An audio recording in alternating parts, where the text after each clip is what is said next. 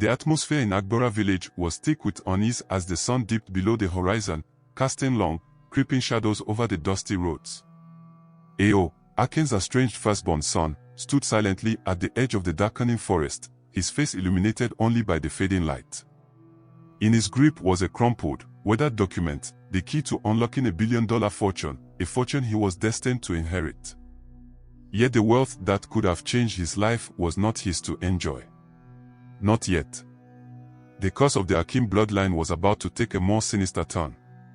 Baba, the old sorcerer and Bayo's grandfather, Amina's father, sat hunched in his dimly lit hut, a cruel smile playing on his cracked lips. The flickering candlelight threw jagged shadows across the hut's walls, giving an eerie life to the objects that filled the space. His breath was slow and deliberate, a chilling rhythm matching the candle's unsteady flame. Baba, whispering. "The time has come, my boy," his voice raspy and dripping with dark intent. "The fortune of your ancestors is waiting for you." Bayo leaned forward, his curiosity and frustration intertwining. His eyes glinted with anticipation as Baba unfolded an ancient, brittle map onto the rickety wooden table between them. The parchment crackled beneath Baba's aged, gnarled fingers as he traced the outlines of vast lands that had once belonged to the Akin family. Baba, continuing. "Your great-grandfather," Baba's voice dipped lower, his eyes gleaming in the dim light, was a man of vision. He saw the value in the land, long before others could comprehend its worth. Oil, boil, black gold buried deep beneath the soil. Bayo inhaled sharply, his pulse quickening. The very idea of oil reserves, untapped and waiting for him, sent his mind reeling. As Baba explained the intricate legal framework that tied the family's wealth to their bloodline, the enormity of what Bayo had missed out on began to overwhelm him. Decades of careful planning, secretive legal battles, and ancient land rights all converged into this fortune, a wealth that could have changed his life long ago. Bayo, shocked, angry. "But why am I only learning about this now?" Bayo's voice trembled, a mix of awe and fury cracking through. Baba's wicked grin widened as he gazed at his grandson. His tone was sharp and cruel, designed to drive the knife deeper. Baba asterisk. "Because, my dear boy, as the firstborn son of Akin, you are the rightful heir. But there are those who wish to keep you blind, those who fear what you could become with this power." The truth struck Bayo like a blow to the chest. All those years of abandonment, of feeling cast aside and worthless, it had all been a lie. A cruel, deliberate scheme to keep him from the unimaginable wealth he now knew was his. Bayo, seething. All these years. Bayo's voice barely rose above a whisper, trembling with the weight of betrayal. "They kept this from me." Baba nodded slowly, his eyes never leaving Bayo's, stoking the flames of rage that flickered behind them. Baba, with calculated sympathy. "They did, my boy. They did. But now, with this knowledge, you hold the power to claim what is rightfully yours." The revelation festered inside Bayo, the injustice of it all consuming him. Every moment of suffering, every day of struggling to survive, all of it had been unnecessary. The anger swelled within him like a rising tide. As the night deepened, Baba filled Bayo's mind with stories of the fortune's origins, of the brutal legal battles that had kept it hidden from public view, and the desperate lengths some family members had gone to in order to protect it from outsiders, and from Bayo himself. With every tale, the seed of resentment buried in Bayo's heart grew, nurtured carefully by Baba's relentless manipulation.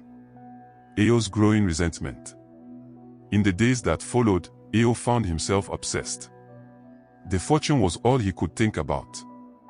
He spent hours lurking at the village's edge, watching from the shadows as Akin, Amina, and their newly constructed family moved through their day-to-day lives, oblivious to his presence. His sisters, Amira and Onoka, and his twin nephews, Teyo and Kola, visiting from Lagos, only intensified the bitterness that gnawed at him. They lived in the warmth of a family that had been denied to him. They thrived in a world of wealth and comfort that should have been his. From his concealed vantage points, Bayo studied them. Every interaction, every conversation, became fuel for his growing resentment. Bayo had learned the art of watching and waiting from his grandfather, Baba. As a boy, he would silently traverse the village at night, monitoring, listening, unseen by those he watched. Now, those skills served him as he carefully planned his revenge, seeking weaknesses in the family he had been cast out from. It wasn't just Akin and Amina who filled Ao's thoughts with rage. Sua, the woman who had taken his mother's place in Akin's life, stirred something darker within him, an unsettling mix of longing and loathing. And Bayo, the man who had slipped into the role of father to Sua's children so easily, became the target of Ao's simmering anger. One afternoon, hidden in the shadows near the village square, Ao watched as Akin played joyfully with his younger children. Laughter echoed through the air.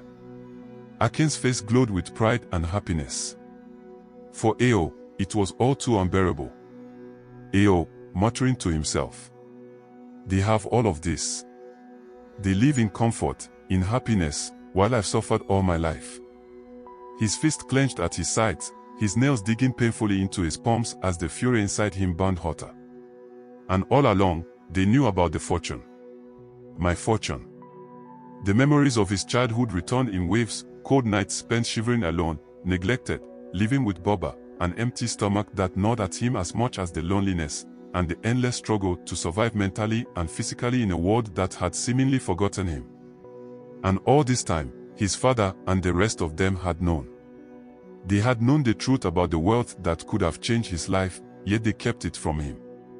The thought consumed him, twisting his mind and hardening his heart. Ao, angrily. They abandoned me, stole my birthright, and lived in comfort while I starved. As the days passed, Ao's anger only grew. His nights were spent stalking the village, much as he had in his youth. Now, however, it wasn't curiosity that drove him. It was vengeance. His every thought was consumed with the fortune and the revenge he would exact on those who had robbed him of the life he deserved. Baba watched Ao's growing bitterness with a twisted sense of satisfaction. The young man's pain and anger were ripe for exploitation, and Baba knew this all too well. As Ao's grandfather, he understood the depth of his grandson's wounded pride, and it was the perfect fuel for Baba's darker ambitions. Under the guise of comforting Ao, Baba began to whisper in his ear, his voice a snake's hiss of false sympathy and manipulation. Their secret meetings became more frequent, always held in the dead of night, far from the eyes of the villagers. Baba, low, insidious. You see how they live, don't you? Look at them enjoying the fruits of your birthright while you suffer in obscurity. Ao would nod, his heart hardening with each word, his mind clouding with resentment. Baba's manipulation was like a slow poison, dripping into his thoughts, poisoning his sense of fairness and justice. Baba, pressing. They kept you away on purpose. Akin, Amina, Sua, Bayo, they all conspired to ensure you were cast aside. Ao's face would darken, his thoughts racing, as Baba painted a picture of treachery. The old man carefully twisted the facts, never mentioning the complexities that led to Ao's separation from his parents. To Ao, the family had stolen his rightful place, and the fire of revenge burned hotter with each passing night. Baba, intensifying the manipulation. They fear your strength, my boy. But they have no idea just how powerful you are. You have the power to take back everything they denied you, and I, your own grandfather, can help you. Ao, desperate for a sense of belonging and validation, found himself clinging to Baba's every word. The old sorcerer became not just a confidant, but a mentor and a guide, nurturing the rage that had festered inside Ao for years. As the weeks passed, Baba began to teach Ao the dark arts, ancient rituals, forbidden spells that had long been buried in secrecy. By candlelight, they would study crumbling tomes, Ao's fingers tracing the arcane symbols on the pages. Baba, whispering. Knowledge is power, Ao. And power is what you need to claim your rightful place. Ao absorbed every lesson, throwing himself into the study of the dark magic with a fervor that both thrilled and disturbed Baba. The young man had a natural aptitude for it, mastering spells that had taken Baba years to perfect. Yet even as Ao's power grew, Baba kept his true intentions hidden. His manipulation of Ao was a means to an end. For Baba, this was never about Ao reclaiming a fortune, it was about leveraging Ao's pain and power to fulfill his own dark ambitions. Elsewhere in the village, Sua and Bayo found themselves trapped in a web of guilt, secrets, and the weight of unspoken truths. Their past indiscretion, the affair that had resulted in the birth of their twins, Tayo and Kola, loomed like a dark cloud over them. While they tried to move forward with their marriage, the shadows of their past lingered, pulling them back into a state of unease. Tayo and Amina were growing closer, blissfully unaware of the deeper ties that bound them. Neither knew that their connection, should it deepen, could have devastating consequences. Sua and Bayo, burdened by their secret, watched the relationship with increasing dread. One evening, as the sun bled into the horizon, turning the sky shades of deep orange and purple, Sua and Bayo stood near the old baobab tree at the village's edge. It was the very tree that had once been a silent witness to the unraveling of their lives, the site of many conversations, the origin of their forbidden feelings. Sua, her voice trembling. Bayo, I can't shake the feeling that something terrible is about to happen. The secrets we've kept, they're eating me alive. Bayo, his heart heavy with regret, reached for her hand. The touch was electric, a reminder of their undeniable connection, one that had caused so much damage. Though they were married now, the shame of how they came together remained a silent presence between them. Bayo, with a heavy sigh. I know, Sua. But if we tell the truth now, we'll destroy everything. Akin, the children, our families. It will all fall apart. Sua, her eyes glistening with unshed tears. But hiding it is destroying us too. And what about Tayo and Amina? They are growing closer, and they have no idea. Their conversation was cut short by the sound of footsteps approaching. Instinctively, they stepped apart, their guilt manifesting in the hurried way they avoided each other's gaze. Akin appeared, his face etched with worry. Akin, nodding to them both. Sua, Bayo, have you noticed anything strange lately? The villagers are talking about crop failures, animals falling ill. Some are even saying they've seen glowing insects. Sua and Bayo exchanged nervous glances. For a moment, their personal turmoil was forgotten as they grappled with this new concern. Bayo, speaking cautiously. I've heard similar things. And there's been talk about Ayo's return. Could it be connected? At the mention of Ayo, Akin's face darkened, tension settling in his shoulders. His firstborn son had been a source of pain and regret for years, and the thought of Ayo's return stirred something ominous within him. Akin, with a heavy sigh. I don't know, but something is happening, and I fear we may not be prepared for what's coming. As they stood there, three people bound by secrets and a shared past, none of them noticed the figure lurking in the shadows.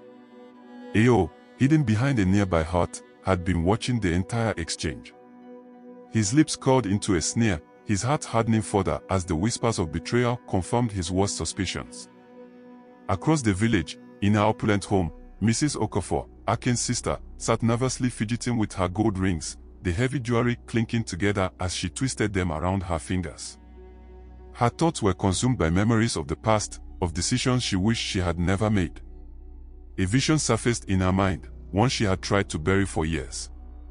She saw herself, years younger, standing at the threshold of her home.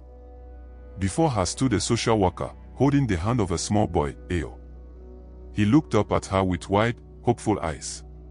Social worker, gently. He needs a home. As his aunt, you're the closest family he has. Mrs. Okafor remembered the brief, fleeting impulse to open her arms to the boy. But another voice, cold and calculating, whispered in her mind, reminding her of the inheritance she would protect by keeping him out. Mrs. Okafor, from memory, firm but cold. I'm sorry, I can't take him. My life, it's just not set up for a child right now. The memory faded, leaving Mrs. Okafor alone in her lavishly decorated living room, her heart heavy with guilt. She had known about the family fortune, of course. As Akin's sister, she stood to inherit a substantial portion. But Ayo's existence complicated everything. Mrs. Okafor, muttering to herself. I couldn't risk my claim. A child would have disrupted everything. What choice did I have? Now, with rumors of Ayo's return swirling through the village, Mrs. Okafor's carefully built world of wealth and privilege was under threat. She had heard whispers of Ayo's growing resentment, of his discovery of the family fortune. Fear tightened its grip on her heart. What if Ao decided to contest the inheritance? What if, as Akin's firstborn, his claim outweighed hers? The thought of losing even a fraction of her anticipated wealth was unbearable. Mrs. Okafor stood abruptly, pacing the length of her expensively furnished room. She needed to act. But how? The weight of her past decisions pressed heavily upon her, like a burden she could no longer ignore. As she gazed out of her window, looking toward the village, Mrs. Okafor made a decision. She would reach out to Akin, warn him of Ao's return. Under the guise of family concern, she would ensure that steps were taken to protect the inheritance, her inheritance. The irony was lost on Mrs. Okafor. In her greed, she was about to set in motion a chain of events that would bring the very chaos she sought to avoid crashing down upon them all. In the heart of the village, oblivious to the dark storm brewing around her, Amina moved with a calm that had settled over the years. Life had softened her sharp ambition, replacing it with a deep, contented love for her family. Her confidence in the life she had built with Akin radiated through her, an outward glow of the peace she felt inside. As she made her way through the bustling village market, greeting neighbors with warm smiles, Amina reflected on the twists and turns her relationship with Akin had taken. It hadn't been easy. Their love had been tested by secrets, betrayals, and hardships, yet here they stood, stronger than ever, their bond fortified by every challenge they had overcome together. Her thoughts drifted to Baba, her father. He had been a rock for her throughout her life, always there with guidance and counsel, a steady hand when everything else seemed to falter. Amina, smiling fondly. Baba has always been there for us, she remarked to her friend Lola, who was sorting through vegetables at a nearby store. Through all our ups and downs, he's been our rock. Lola hesitated, a flicker of something, concern, perhaps, flashing in her eyes, though Amina missed it in her reverie. Lola, carefully. He certainly has been involved in your lives. But Amina, lost in her own thoughts, didn't catch the edge in her friend's voice. Amina, wistfully. We are so lucky to have him. I don't know what we'd do without his guidance. Lola offered a tight smile but said nothing more. Amina, oblivious to her friend's unease, continued on her way home, her basket brimming with fresh produce. As Amina walked, her thoughts wandered to her children, how they were growing up in this close-knit community, surrounded by love and tradition.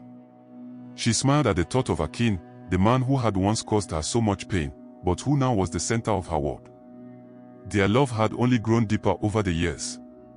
Never once did it occur to her that the very foundation of her happiness was built on fragile ground, riddled with lies and secrets. Her mind had conveniently forgotten her own dark path to win Akin back, forgotten the compromises she had made. She remained blissfully unaware of the curse hanging over her family, the one Baba had kept hidden so well. In her trusting nature, Amina had become blind to the subtle manipulations that surrounded her. Baba's constant presence in their lives never struck her as interference, rather, she saw it as a loving father's concern. His influence over their decisions, his deep involvement in their day-to-day lives, seemed normal to her, natural, even. Later that evening, as Amina prepared dinner, humming softly to herself, a sudden chill crept down her spine. The knife hovered over a half-cut tomato as the kitchen dimmed momentarily, as if a cloud had passed over the sun. A deep frown creased her brow as she glanced around the room, confused by the sudden shift in atmosphere. But just as quickly as it had come, the moment passed. The kitchen brightened again with the warm glow of the setting sun, and Amina shook her head, chuckling softly at her own imagination. Amina, murmuring to herself. I must be more tired than I thought. Little did she know that at that very moment, dark forces were aligning against her family, forces set in motion by the very man she trusted the most. Amina's unwavering faith in Baba, her inability to see his true nature, would soon prove to be the flaw that would unravel everything she had worked so hard to build. The night was dark, the moon obscured by heavy clouds. Only the faint twinkling of distant stars broke the blanket of darkness that enveloped the village. In the depths of the forest, just beyond the village's edge, a clearing throbbed with an eerie, otherworldly light. Ao stood at the center of a carefully drawn magical circle, his eyes wide with a mix of fear and exhilaration. The ritual Baba had prepared was unlike anything he had ever seen before. Candles flickered at the circle's edges, casting monstrous shadows on the trees that loomed over them. Strange, arcane objects lay scattered around, each pulsing with a dark energy that made Ao's skin crawl. Ao, voice trembling slightly. Are you sure about this? Despite the anger and rage that had driven him this far, a thread of doubt still lingered. The enormity of what they were about to do weighed heavily on his mind. Baba, methodically setting the final piece of the ritual in place, paused and fixed Ao with a penetrating stare. Baba, sharp. Do you want what's rightfully yours or not? This ritual will give you the power to take it. Ao swallowed hard, then nodded, his fear receding as his ambition took hold. Squaring his shoulders, he stepped further into the circle. Ao, determined. I'm ready. Baba began chanting in a language Ao couldn't understand, his voice rising and falling in rhythmic patterns that seemed to twist the very air around them. The atmosphere thickened, and the candle flames flickered wildly, casting twisted shadows that danced across the clearing. As the words of the incantation filled the air, Ao felt something stir inside him, something ancient, dark, and powerful. Energy surged through his veins, intoxicating him, filling him with a strength he had never felt before. In that moment, all of his doubts vanished. This was his destiny. But then, suddenly, something went horribly wrong. The chanting faltered, and a piercing scream echoed through the night, cutting through the magic like a knife. Both Ao and Baba whirled around to see a figure standing at the edge of the clearing, Amina's mother. Her face was pale with shock and horror, her eyes wide as she took in the scene before her. In the chaos that followed, several things happened at once. Amina's mother turned to flee, but in her panic, she tripped over a gnarled root. She fell, her head striking a rock with a sickening thud. At the same moment, the magical energy that had been building in the circle exploded outward, sending both Ao and Baba sprawling to the ground. As they struggled to their feet, a strange skittering sound filled the clearing. To their horror, they saw the ground was now teeming with something unnaturally large, glowing insects. Their bodies pulsed with the same eerie light that had filled the magical circle moments before. They scurried in every direction, their legs clicking against the ground, leaving a trail of glowing slime in their wake. Ao, voice choked with fear. What have we done? Baba, his face pale in the eerie glow, grabbed Ao by the arm. Baba, urgently. Come on. Help me start digging. We need to bury her, he hissed. And we must never speak of this to anyone. Together, they hastily dug a shallow grave for Amina's mother, hiding her body beneath the forest floor as the glowing insects scattered into the night. As they fled the clearing, Ao cast one last glance over his shoulder. The image of his grandmother's lifeless body, surrounded by the glowing insects, set itself into his mind, a terrible reminder of the price of his ambition. In the days that followed, strange occurrences plagued the village of Akbara. Crops withered overnight, livestock grew ill with mysterious diseases, and villagers began reporting sightings of glowing insects scuttling through the shadows. The once peaceful village was now gripped by a growing sense of fear and unease. Akin and Amina, as respected members of the community, found themselves at the center of the villagers' concerns. People turned to them for answers, but none came. The strange phenomena were as much a mystery to them as they were to the rest of the village.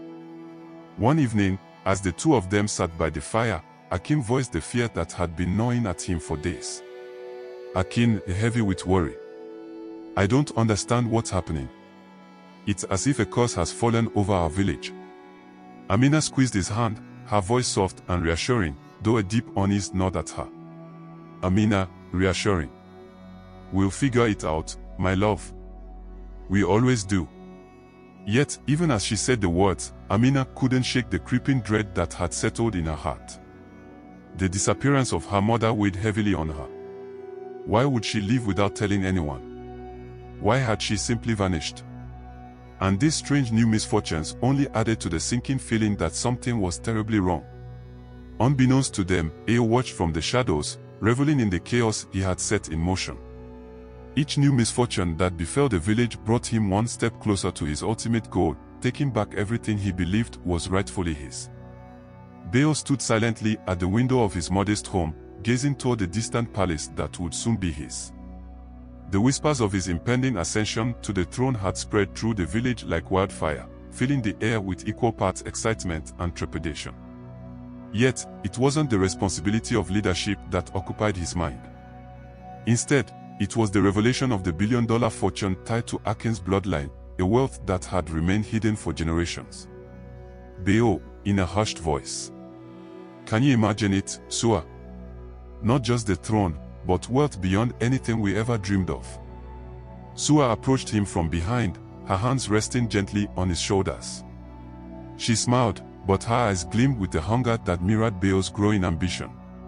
Sua, with conviction. It's our destiny, Bayo. A legacy fit for princes.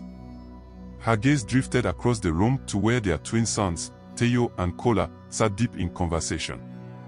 They were the future, strong, intelligent, and poised to inherit not just the throne, but the vast fortune that would secure their place in the royal lineage. In the corner of the room, the younger twins, Tolu and Folu, were playing, unaware of the heavy weight of legacy that would one day fall on their shoulders. For years, Sua and Bayo had navigated the complex landscape of village politics, steadily climbing the ranks of power. Now, with the throne within their grasp and the promise of unimaginable wealth on the horizon, it felt as though their every ambition was about to be fulfilled. But ambition comes with a price. Bayo, warning softly. We must tread carefully, Sua. The fortune may be within our reach, but we cannot forget the cost of greed. Remember what happened to Ao. At the mention of Ao, Sua's expression hardened. She turned to Bayo, her eyes sharp. Sua, hissing. Ao was weak. He let the power consume him. We are smarter, more capable. We will succeed where he failed. Before Bayo could respond, a sharp knock at the door interrupted them. A messenger from the palace stood waiting outside, carrying news that would set into motion events that would alter their lives and the fate of the village forever. While the village struggled with a growing crisis, Amina found herself haunted by strange dreams. Every night, she woke in a cold sweat, vivid images flashing behind her eyes, glowing insects, dark rituals, and the overwhelming feeling that something precious was slipping from her grasp. One morning, unable to shake the lingering sense of dread, Amina decided to visit Baba. Surely, her father, the man who had always offered her wisdom and comfort, would have the answers she needed. As she neared Baba's hut, she heard voices, angry, urgent voices that made her freeze in her tracks. She crept closer, her pulse quickening. Baba, speaking in a voice filled with malice. The plan is working perfectly. Soon, Ao will be ready to claim his inheritance, and we'll have everything we've worked for. Amina's blood ran cold. Ao. Inheritance. The words echoed in her mind. What was her father talking about? What plan? She leaned in further, trying to hear more, but a twig snapped under her foot, and the voices inside the hut abruptly fell silent. Heart pounding, Amina turned and fled, her thoughts a whirlwind of confusion and betrayal. This was not the father she knew. The man she had had plotting inside the hut was a stranger, a manipulator with dark intentions. As she ran through the village, memories came rushing back, small, troubling inconsistencies that she had ignored over the years. Moments of doubt she had pushed aside, trusting too much in Baba's wisdom and the help he had rendered to her to win Akin back. How could she have been so blind? By the time she reached home, Amina's trust was shattered. She knew now that she had to act, to protect her family from whatever dark plans Baba and Ao were brewing. But who could she trust? Who would believe her? In the days that followed, Sua wasted no time in setting her plans into motion. With the finesse of a master manipulator, she began planting seeds of doubt, weaving rumors and half-truths that slowly chipped away at Ao's reputation. Sua, in hushed tones to the village elders. It's such a tragedy about Ao. To think that Akin's firstborn could be so unstable. Is that really who we want controlling the family fortune? Her words fell on fertile ground, spreading quickly through the village. Where Ao's erratic behavior had once been met with sympathy, it was now viewed with suspicion and fear. Every whispered word of concern from Sua nudged the village further toward her desired outcome, Ayo's disinheritance. But her machinations didn't stop there. Behind closed doors, in secret meetings, Sua positioned Bayo and their sons as the rightful heirs to the fortune. Tayo's growing fondness for Amira became another piece of her plan, as she subtly encouraged him to pursue her, securing the bond between their families and a guaranteed claim on the fortune. Sua, to Tayo, with quiet insistence. Marrying Amira would be the wisest choice, Tayo. Together, you could ensure the future of our family and protect what is rightfully ours. She would stop at nothing, not even using her own children as pawns, to ensure her family's rise to power. Her influence spread like wildfire, deepening the divide within the village. Those who stood to benefit from Bayo's ascension eagerly aligned themselves with her, while others, loyal to Akin and wary of Sua's ruthless ambition, began to grow suspicious of her rapid rise. One evening, as Sua returned from yet another private meeting with a group of influential women in the village, she was confronted by none other than Mrs. Okafor, Akin's sister. Mrs. Okafor, in a low, dangerous tone. I know what you're doing, Sua. You may have fooled the others, but I see right through you. You'll destroy this village with your greed. Sua's expression didn't falter. She smiled, a cold, calculating smile that never reached her eyes. Sua, smoothly. My dear Mrs. Okafor, I'm simply looking out for the future of Agbara. Perhaps if you had done the same all those years ago, things might be different now. The words hit their mark, striking at the heart of Mrs. Okafor's guilt for turning away young Ayo all those years ago. She flinched, visibly shaken, before turning and hurrying away. Sua watched her go, savoring the small victory. But as the older woman disappeared into the shadows, a flicker of doubt crossed Sua's mind. How far was she willing to go to secure her family's future? And at what cost? Unbeknownst to Sua, her manipulations and rising influence did not go unnoticed. Ayo, already teetering on the edge of sanity, found his paranoia intensifying with every passing day. Each whispered conversation in the village, every glance exchanged behind his back, fed his suspicions. It was clear to him now, everyone was conspiring against him.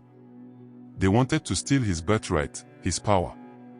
Late one stormy night, as rain lashed against the roof of his small hut, Ayo paced back and forth, his muttering barely audible over the howling wind.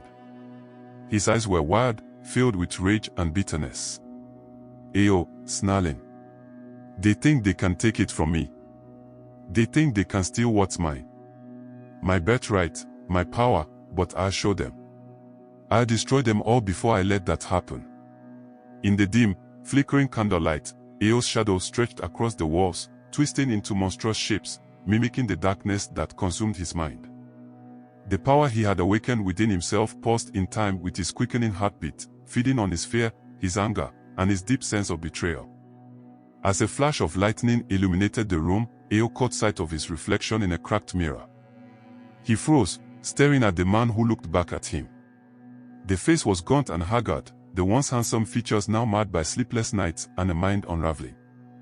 His eyes, once vibrant, were sunken and filled with a frenzied light. Yet, somewhere beneath the madness, he saw a glimpse of the man he had once been, a flicker of the Ayo who had dreams, ambitions, and hopes for a better life. Ayo, whispering to his reflection. No, this isn't me. This isn't what I wanted. But the dark power within him surged, overpowering that brief moment of clarity. The last vestiges of the man he had been were drowned in a tide of rage and bitterness. With a furious roar, Ayo struck the mirror with his fist, shattering it into 1,000 glittering shards. Blood dripped from his lacerated hand, but he barely felt the pain. The destruction was cathartic, a release of the torment inside him. As the blood trickled down his fingers, Ayo felt an unsettling calm wash over him. The decision had been made. It was time to take back what was his birthright, his throne, his power, no matter the cost. Emboldened by the dark power coursing through him, Ayo strode into the village square with a purpose. His presence was commanding, and as he passed, the villagers fell silent. They could sense the aura of power and danger that clung to him, like a storm building on the horizon. Ayo, yelling. Akin. Come out and face me." His voice echoed through the square, filled with a raw fury that sent a chill through those who heard it. Akin emerged from his home, his face a mask of shock, guilt, and weariness. He had long feared this moment, the reckoning with the son he had abandoned. Amina stood beside him, her eyes wide, darting between Akin and Bayo, the son she had only recently begun to understand. Sua and Bayo, drawn by the commotion, approached cautiously, the weight of their own secrets making their steps hesitant. Bayo turned to them, his voice low and menacing. Bayo, sneering at Bayo. "Nice of you to join us, Bayo. You would denounce the throne. You know it's rightfully mine." "Tell him, father," he demanded, his burning gaze shifting to Akin. Akin's heart raced as he looked at his firstborn, torn between guilt and fear. But before he could respond, Bayo continued, his voice growing darker, his demands more chilling. "Bayo, seething. You will give me what's mine. You will give me my birthright, my power, my throne, this village. All belongs to me or I will take it by force." As Bayo spoke, the sky above them darkened unnaturally. Winds whipped through the square, carrying with them the chittering sound of thousands of insects. The villagers who had gathered began to back away in fear, whispering to each other about curses and dark magic. At the edge of the crowd, Boba appeared, his eyes gleaming with anticipation. Everything was falling into place. This was the moment he had been waiting for. Akin's redemption, Part 6, Bayo and Sua's royal lineage. Previously on Akin's redemption. The village of Agbora was thrown into chaos as the curse of the Akin bloodline awakened. Amina uncovered Boba's role in Bayo's descent into darkness. As supernatural forces, including ghostly ancestors, emerged from a vortex of insects, Amina realized that she had to confront Bayo to stop the curse before it was too late. The fortune, the throne, all are at risk. Later that night, Akin sat alone in his study, deep in thought, his mind swirling with the events of the confrontation. He hadn't been able to bring himself to confront Bayo head-on. His guilt over abandoning his son had tied his hands. Amina entered the room, her face etched with concern. She closed the door softly behind her and approached Akin, her voice soft but firm. "Amina," with urgency. "Akin, we need to talk about what's happening. The fortune, it's tearing our family apart. Bayo is lost, and Bayo and Sua's ambitions are only adding fuel to the fire." Akin sighed heavily, the weight of his responsibilities pressing down on him. The lines on his face deepened with weariness. "Akin, weary. I know. But what can we do? Bayo is still our son, despite everything. And Bayo and Sua, their influence grows stronger every day. My sister has also raised alarm." He paused, running a hand through his graying hair. His voice grew strained as he spoke. Akin, pained. Why is Bayo so convinced that he is heir to the throne? What have we done to lead him down this path? As they spoke, neither Akin nor Amina noticed the shadow lurking just outside the window, listening intently to every word. Bayo, unseen, absorbed their conversation, his paranoia growing by the second. Akin stood and began pacing the room, his mind a whirlwind of conflicting thoughts. He had tried to be a good leader, a good father, but he couldn't escape the truth of his past actions. He had abandoned Bayo, and Bayo living with Boba was not the best decision as he now remembered his own experience of becoming a madman after his first meeting with Boba. Now, the consequences of that choice were coming back to haunt him. Akin, frustrated, his voice thick with emotion. "I've tried to be a good leader, a good father, but now I fear that my legacy will be one of destruction and pain. I fear that I failed all of you."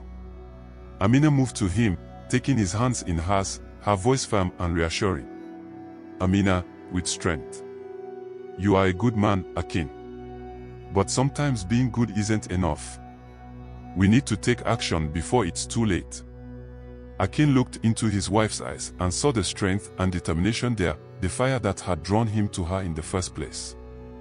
He realized then that he had taken her resolve for granted, but now, in their time of need, it was her strength that would carry them forward. In that moment, Akin made a decision. Akin, with resolve. "You're right. It's time to put an end to this madness. Tomorrow, we'll call a meeting of the entire family. No more secrets, no more lies. It's time for the truth to come out, whatever the consequences. Amina nodded, but there was a flicker of doubt in her eyes. Amina asterisk. And what if it's too late? What if Ao won't listen? Akin squared his shoulders. Akin, fam. Then we'll involve the police if we must. The village elders fear him, so do I. But we can't let him destroy this family. Little did they know, their plans were about to be violently derailed by forces far beyond their control.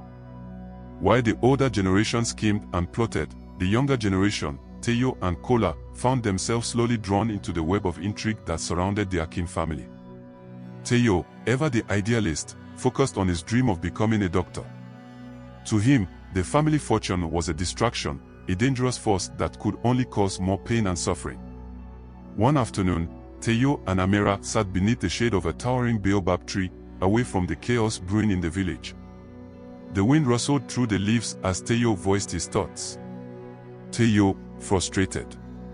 I don't understand why everyone's so obsessed with this money. There's more to life than power and wealth. Don't you think? Amira, her mind preoccupied with the growing tension in the family, nodded absent-mindedly. Her gaze was distant, and her voice was tinged with concern. Amira, softly. You're right, Tayo. But I don't think this is just about the money anymore. There's something dark tied to this fortune, something dangerous. Tayo frowned, confused by her words. He had always known Amira to be sharp and perceptive, but there was a new gravity in her tone that unsettled him. As they talked, neither noticed Kola lurking nearby, hidden behind the thick foliage. His face was twisted with jealousy and resentment. The growing divide between the brothers had been festering for weeks, and Kola, influenced by his mother's ambitions, had begun to view the inheritance in a different light. It was no longer just wealth, it was power, legacy, and destiny. That evening, as Tayo prepared for bed, Kola confronted him in their shared room, his voice sharp with frustration. Kola, mocking. You're a fool, Tayo. This fortune is our destiny. It's what sets us apart, makes us special. Tayo looked up at his brother with a mixture of sadness and concern. He had always believed that he and Kola shared the same values, the same vision for the future, but now he wasn't so sure. Tayo, come but fam. Is that what you really believe, Kola? That money is what makes us special? Kola's eyes flashed with anger, and his voice grew bitter. Kola, scornful. You just don't get it, do you? This isn't just about money. It's about power, about our place in the world. While you're off playing doctor, I'll be the one securing our family's future and heritage and ascend to the throne after our father. Tayo studied his brother, the shift in their relationship becoming painfully clear. The rift between them was growing wider, mirroring the fractures within the family itself. For the first time, Tayo began to see Kola not as the confidant and companion of his childhood, but as a potential threat. Kola turned to leave, but before he walked out, he muttered under his breath. Kola, coldly. I've done it before, and I'll do it again. Tayo's stomach churned as the meaning behind Kola's words sank in.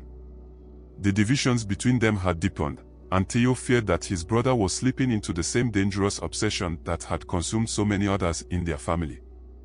As Ao's sister and the daughter of Akin and Amina, Amira found herself in an increasingly precarious position.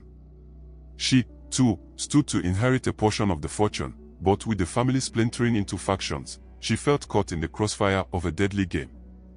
Sua, always observant, saw in Amira a potential ally. One afternoon, as Amira navigated the crowded village market, Sua cornered her, her voice smooth and persuasive. Sua, honeyed. My dear Amira, you must understand how important it is for our family to remain united in these times. Surely you can see that Bayo and I only want what's best for everyone. Amira's face remained impassive, but her mind was racing. She had learned well from her father, Akin, the art of hiding her true thoughts behind a mask of politeness. She had also seen the way this fortune was corrupting her family, twisting their relationships and turning love into suspicion. Amira, carefully. Of course, Aunt Sua. Family is everything. But even as she spoke the words, Amira's mind was already moving ahead, thinking of what she needed to do. She had witnessed the power of the inheritance firsthand, the way it consumed those around her, the way it had corrupted her brother Ao. The fortune had already done enough damage, and she wasn't going to let it tear the family apart any further. That night, as the village settled into sleep, Amira slipped out of her family's compound and made her way to the edge of the forest. Hidden among the ancient trees was a shrine, weather-beaten and nearly forgotten by the villagers. Her grandfather, Baba, had told her about it long ago, warning her of the old magic that lingered in such places. Amira knelt before the shrine, her heart pounding in her chest. She had heard whispers about the power that still resided there, and though she knew it was dangerous to seek out such forces, she felt she had no choice. Her family was falling apart, and this might be the only way to save them. Amira, whispering, her voice trembling. I seek guidance. Show me the way to save my family, to break this curse that plagues us. For a long moment, there was only silence. But then, slowly, the air around her began to shimmer, and a soft glow emanated from the shrine. Amira gasped as a spectral figure materialized before her, a distant ancestor of the Akin bloodline, his eyes filled with wisdom and sorrow. Ancestor, echoing in her mind. Child of the Akin bloodline, the path you seek is fraught with danger. To break the curse, you must reach your brother Ao. But know this, if you fail, the consequences will be dire. Are you prepared? Amira swallowed hard, her resolve hardening. She could not let her family be destroyed by greed and dark magic. She had to do something, even if it meant facing the full force of Ao's madness. Amira, family. I am. Tell me what I must do. As the spirit began to speak, revealing secrets long buried by time, Amira realized that the fate of her family, and perhaps of the entire village of Agbora, now rested in her hands. Ao's descent. Far away from Amira's quiet resolve, Ao stood alone at the edge of the village, his mind a storm of rage and vengeance. The dark power within him swelled, feeding on his paranoia and desire for retribution. Ao, whispering to himself, the fortune is mine. And I'll destroy anyone who stands in my way, even my own family. His voice carried on the morning breeze, filled with a cold determination that chilled the air around him. The path ahead was clear, he would reclaim what was rightfully his, no matter the cost.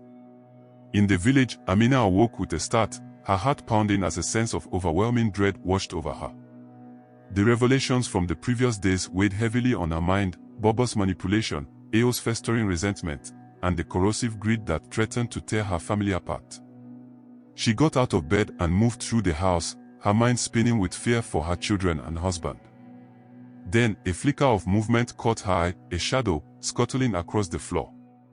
Its body glowing faintly with an otherworldly light, the insect scurried past her feet. Amina, whispering to herself. No, it's already started. Her breath caught in her throat. This was no ordinary insect, it was a harbinger of the chaos to come, a physical manifestation of the curse that had plagued the Akin bloodline for generations. As she watched, the insect crawled into a crack in the wall, leaving behind a faint, foul-smelling trail of glowing slime. Before Amina could react, the ground beneath her feet began to tremble. The crack widened, spreading across the floor with unnatural speed. From the growing fissure, an eerie, otherworldly light began to emanate, accompanied by a low, ominous humming sound. Amina stumbled backward in horror as she realized the truth, the curse ran far deeper than anyone had ever imagined. The ground itself seemed to be splitting open to release a dark force that had been sealed for generations. Meanwhile, in the village square, Bayo and Sua stood on a raised platform, their faces beaming with pride as they addressed the crowd. They were dressed in resplendent finery, eager to present themselves as the village's future leaders. Bayo, speaking confidently to the crowd. My friends, we stand on the brink of a new era for Agbora. An era of prosperity and... But his words were cut short by a piercing, bone-chilling scream. The crowd shifted, parting in terror as Ao stumbled into the square. His clothes were torn, his eyes blazing with an unnatural, otherworldly light, reminiscent of the madness that had consumed his own father in the past. Ao, roaring with fury. Liars. Thieves. You think you can steal what's mine? As Ao advanced on the platform, the ground beneath his feet began to crack and split. Tendrils of the same eerie light that had consumed the village before seeped from the fissures, coiling around Ao's legs like living things. Ao, pointing at Bayo and Sua. You think you can take it from me? The throne, the fortune, it's mine by birthright. Akin, who had been watching from the edge of the square, pushed his way through the panicking crowd and reached out to his son. Akin, pleading. Ao, please, let us help you. You don't have to do this. But Ao was beyond reason. With a flick of his wrist, he sent Akin flying backward with a burst of energy. Akin's body crashed into the platform, knocking Bayo and Sua off balance. Amid the chaos, Amira found herself standing directly in Ao's path. For a brief moment, brother and sister locked eyes, a lifetime of unspoken words passing between them. The pain of their fractured family, the greed and lies that had torn them apart, it was all there in that one, fleeting gaze. Amira, softly, almost pleading. Ao, you don't have to do this. We are still your family. Ao's expression flickered, his eyes briefly softening. But then the power within him surged again, and any trace of the brother Amira had known disappeared. The light from the ground intensified, casting long, terrifying shadows across the square. The humming grew louder, more dissonant, and objects around them began to vibrate and lift into the air, as if gravity itself was being warped by the dark magic. Suddenly, Amina, who had rushed from the house, heard a voice, one that did not speak to her ears but directly to her mind. It was ancient, powerful, and filled with malevolent glee. Voice, whispering in Amina's mind. The seal is broken. The true heir has awakened the old magic. Now, the reckoning begins. With a deafening crack, the ground split open beneath them. From the chasm rose a swirling vortex of energy, pulsing with the same eerie light as the insects that had invaded. Amina could only watch in stunned disbelief as ghostly figures began to emerge from the vortex, the spirits of long-dead Akin ancestors, their faces twisted with greed and malice. The spectral figures filled the square, their hollow eyes fixed on Amina, on Ao, and on the cursed fortune they had all fought to claim. Amina realized with chilling clarity that the fortune was more than just money and land. It was power, ancient, terrible power that had been locked away for generations. As the village descended into chaos, Amina's mind raced. How could she stop this? How could she protect her family from a curse that defied the very laws of nature? And most terrifyingly, what role did Ao play in all of this? Was he the key to unleashing this horror, or could he be the one to end it? Her fear gave way to resolve. She had always been the quiet one, the steady presence in the family. But now, she had to be the hero. Amina, shouting. Enough. This ends now, Baba, Ao, all of it. Her voice cut through the howling wind, the crackling energy, and the chaotic screams of the villagers. The air grew still, the insects fell silent, and in that moment, the truth hung in the air, waiting to be acknowledged. Amina's mind raced back to the connection Amira shared with Ao. She had always been the one who could reach him, even in his darkest moments. The family had to come together. This was bigger than any one person, bigger than wealth, power, or the throne. It was a battle for their very souls. In the distance, atop the hill where she had last seen him, stood Ao. Even from afar, Amina and Amira could feel the dark power surrounding him, a malevolent force radiating from his very being. He was a dark silhouette against the apocalyptic sky, a man who had lost himself to the curse of their bloodline. They knew they had to reach him, had to stop him before the curse consumed him entirely.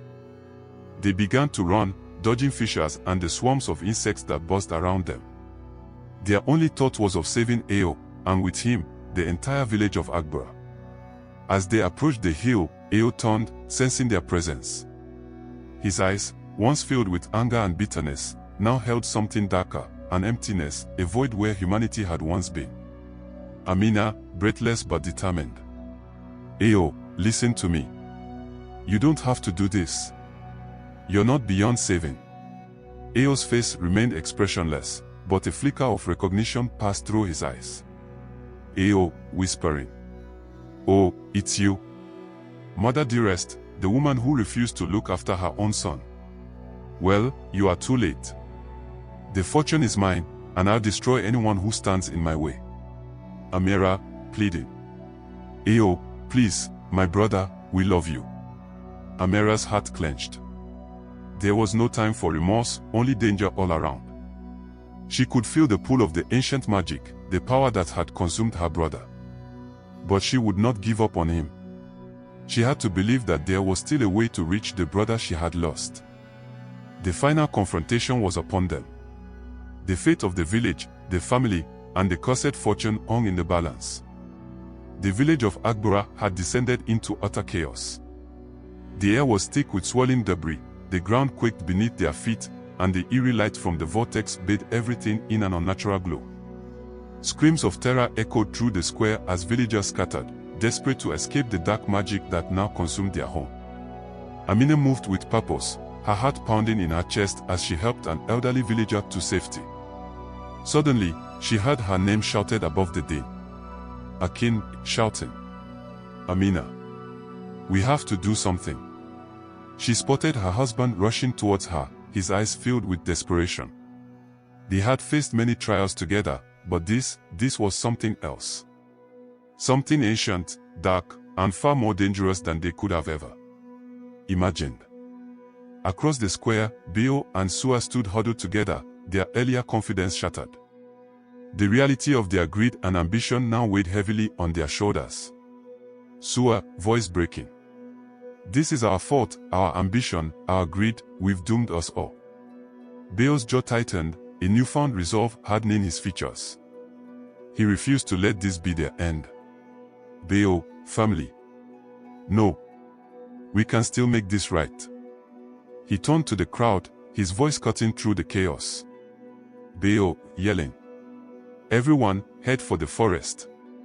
We'll be safer among the trees.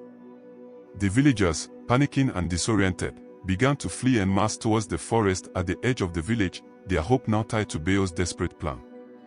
But amidst the confusion, Kola realized something was terribly wrong. Kola, frantic. Teyo. Where's Teyo? His heart raced as he scanned the square. Through the swirling debris and the growing cracks in the earth, he spotted Teyo near the center, helping a young mother and her child escape the pull of the cursed vortex. Without a second thought, Kola sprinted towards him, all feelings of rivalry and resentment forgotten in the face of this nightmare. Kola, shouting, reaching out. Teyo. We have to go. Teyo looked up, relief flooding his face at the sight of his brother. But before he could react, a powerful gust of wind erupted from the vortex, pulling Teyo off his feet and toward the swirling abyss at the heart of the village. Kola, screaming. No. Kola lunged forward, grabbing Teyo's hand just as he was being pulled into the vortex. The force was immense, and Kola felt himself being dragged toward the same fate. His grip tightened on Teyo's arm, but it wasn't enough. They were both sleeping. Then, out of nowhere, a strong hand grasped Kola's ankle, yanking him backward. It was Bayo, his face contorted with effort as he fought against the pull of the vortex. Behind him, Sua braced herself, forming a human chain to help pull the brothers to safety. Bayo, gritting his teeth. Hold on. Akin and Amina, who had been making their way towards the forest shrine, panicking and scared, saw what was happening and rushed to help. Together, they added their strength to the chain. The family was united in this one desperate act, working together for survival even as the ground beneath them crumbled. In the chaos, Akin found himself face to face with Bayo. The two men locked eyes, years of tension and rivalry fading in the face of this shared struggle. Bayo, shouting, breathless. I'm sorry, for everything. Akin nodded, his face etched with understanding. Akin, yelling back. Together. With one final, Herculean effort, they pulled. Teyo and Kola flew backward, tumbling into the arms of their family and the villagers who had gathered to help. but their relief was short-lived. The vortex, as if angered by their defiance, pulsed with renewed energy. The ground around it began to warp, reality itself twisting and cracking under the force of the ancient curse. Amina, desperate, shouting, "The shrine! It's our only hope!" But Akin's heart sank as he looked toward the forest. The vortex was expanding rapidly, consuming everything in its path. They wouldn't make it to the shrine in time. Just as all hope seemed lost, a voice cut through the chaos, clear and commanding. Amira, calling out, "Father! Mother!" Akin and Amina turned in disbelief. At the edge of the forest stood Amira. But something was different about her. Her eyes glowed with an inner light, and her body shimmered with energy, as if she had tapped into the very magic that had caused the disaster. Amina, stunned. "Amira, how?" But there was no time for explanations. Amira raised her hands, and a shimmering barrier sprang into existence between the villagers and the advancing vortex. The barrier pulsed with light, holding back the chaos for the moment. Amira, voice strained with effort. "Hurry. I can't hold it for long." The villagers wasted no time. They rushed past Amira into the relative safety of the forest. Akin and Amina lingered, their hearts heavy with a new fear. Akin, to Amira, voice cracking, "What about Eo?" Amira's expression darkened, a mix of sorrow and determination on her face. Amira, cryptically, "Eo is the key. But the choice must be his." Elsewhere in the village, Eo ranted and raved, still consumed by the madness that had overtaken him. His power had grown unstable, warping everything around him, yet he was blind to the destruction he was causing. Eo, screaming into the storm, "The fortune is mine. I am the heir. I'll destroy anyone who stands in my way." His mind shifted to Bayo and Sua, who had just helped rescue their sons. The sight of them, united as a family, sent Eo spiraling deeper into his madness. Baba, lurking in the shadows, watched his grandson with a mixture of pride and fear. He knew the power Eo held, but it was slipping beyond his control. And yet, Baba refused to relinquish his claim to the fortune, the billions tied to the cursed Akin bloodline. Baba approached Eo, his voice low and insidious. Baba, whispering, "They want to take it all from you, Eo. Even now, they are plotting against you. But you and I, we can still take it back." Eo, still mad with rage, nodded, his eyes wide.